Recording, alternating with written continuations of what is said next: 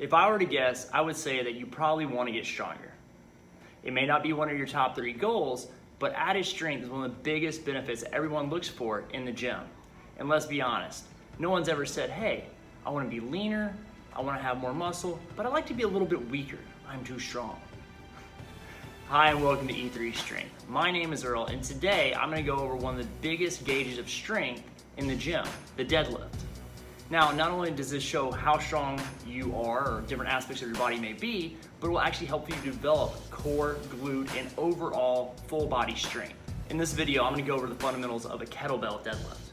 But before we get there, I'm going to hop down and show you guys a bridge.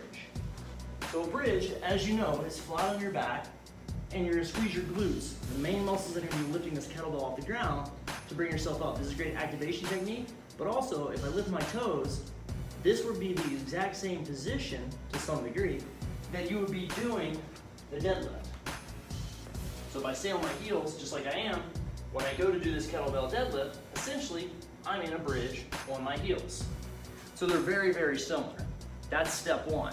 Step 2, you need to be getting the same glute flexion that you get in a bridge while doing the deadlift.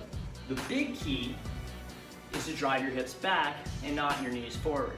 So if we're facing a mirror and I'm working with a client, a great cue that I like to say is if you have a logo on your shirt like I do, when doing the deadlift proper, you can see the logo, but you can't read it. However, if you have a knee drive and inadvertently you're doing a squat, you can read that logo. And so that's what you want to avoid. So that's going to fix the hip drive. Step 2, with a bridge or any other glute activation exercise, we always say there's an unspoken rule of holding for 2 seconds at the top. That definitely applies here because then you lock in all the muscles that prevent any extra tension from going up into the lower back. So let's see a rep in action. Drive the hips back, flex, 1, 2, drive. The next big cue we like to tell people so that they don't engage your back further is to not bounce that weight on the ground. You have 100% of the weight, you're allowing that weight to touch so that you can lift from a dead stop, thus the name deadlift, and then you're going back up again. So here's what not to do, is to bounce or to pull through that weight, which is kind of jerky, and then bounce it back up, okay? You want to drive the hips back, allow it to touch, drive back again, and repeat.